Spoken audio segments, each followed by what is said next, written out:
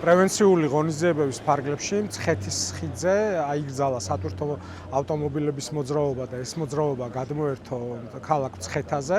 შესაბამისად, დღეს ჩვენ ვიმყოფებით მცხეთაში, გამომდინარე იქიდან, რომ ადგილზე გვენახა თუ რა პრობლემები გაჩნდა ამ საკითხთან დაკავშირებით, გავეცანით ადგილზე ადგილობრივ ხელისუფლებასთან ერთად ამ პრობლემებს მაქსიმალურად ყველაფერს გავაკეთებთ იმისთვის, რომ ის დისკომფორტი, რაც ამ მოძრაობის ქალაქ მცხეთაზე გადმორთვამ გამოიწვია, მინიმუმამდე იყოს დაყვანილი. ასევე ჩვენ ერთობლივად ვიყავით არაგუზე ახალ ხიდზე, რომელიც შენდება და დავათვალიერეთ იქ სამუშაოების ტემპი და ჩვენ იმედი გვაქვს, რომ წლის ბოლომდე ეს სამუშაოები დასრულდება და ყველაფერი უკვე დაუბრუნდება ჩვეულ კალაპოტს. მინისტრის სტუმრობა სწორედ ამას ეხებოდა, რომ რაც შეიძლება მინიმალიზება გავაკეთოთ, რომ ნაკლები დისკომფორტი იქონდეს მცხეთის მოსახლეობას. ახალ წლამდე მორჩებით და გადაერთვება ისევ დაუბრუნდება ძველ მაგისტრალს მძიმე სატვირთო ავტომობილების მოძრაობა და პარალელურად დაიწყება უკვე მცხეთის შიდა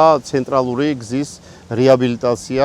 იქნება მოკლევადიანი გარკვეული გეგმები წარმოდგენილი, რომელიც ძირითადი ხიდის სამშენებლო სამუშაოების პროცესში დაარეგულირებს თანდევ საკითხებს.